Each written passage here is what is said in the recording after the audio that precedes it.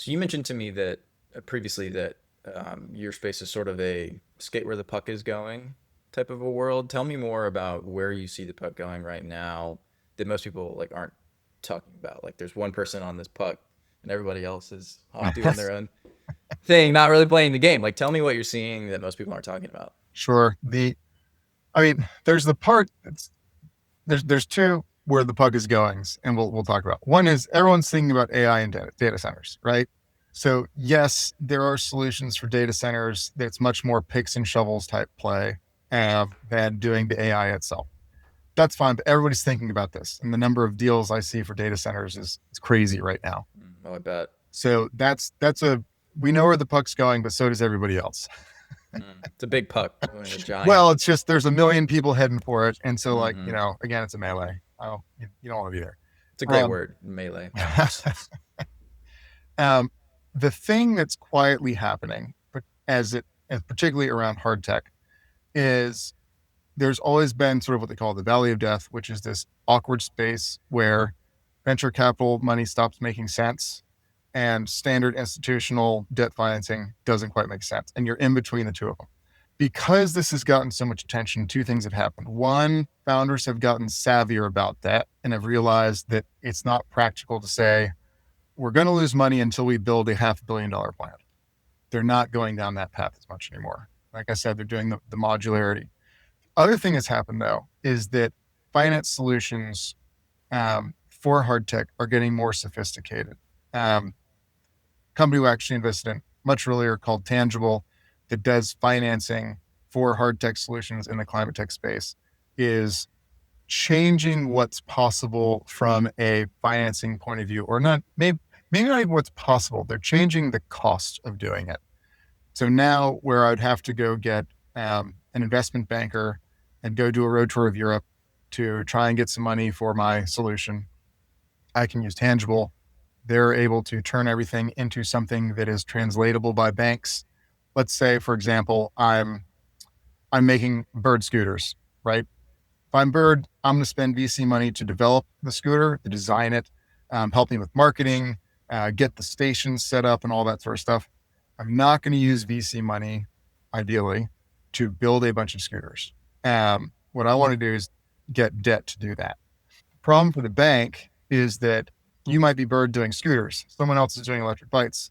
Someone else is making robots for a factory. Someone else is making drones.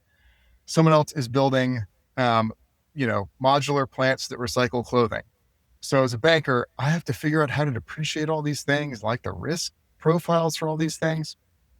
Tangible allows all these startups to translate that into something that makes sense for the bank.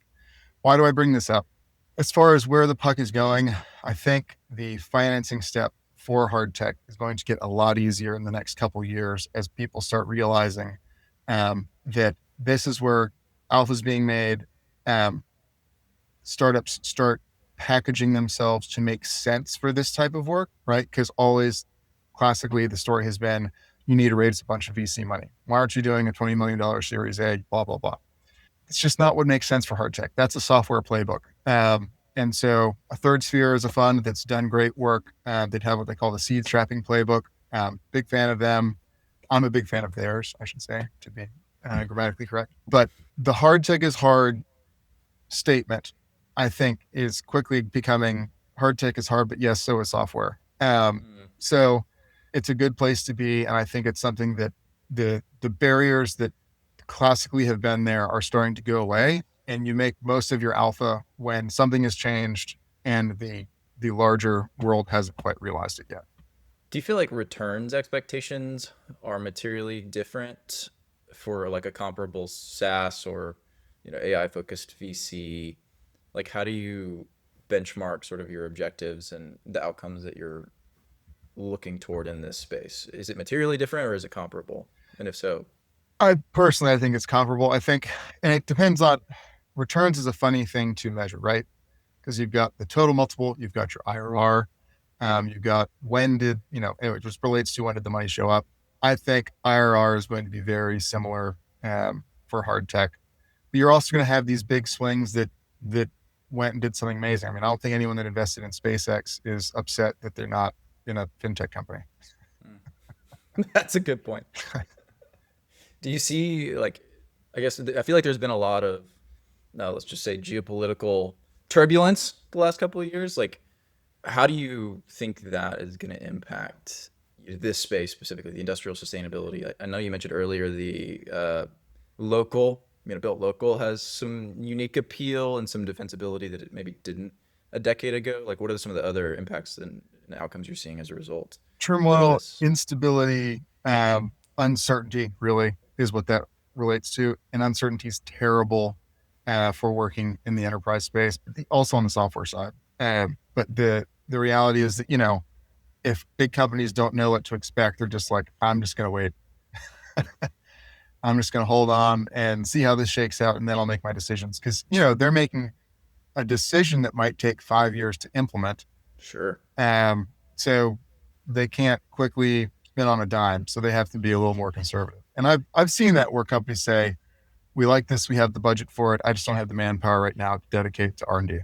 And sometimes that translates into it's hard for a startup to get involved. Sometimes that translates into we need to buy innovation because we don't have the time or understanding to do it ourselves.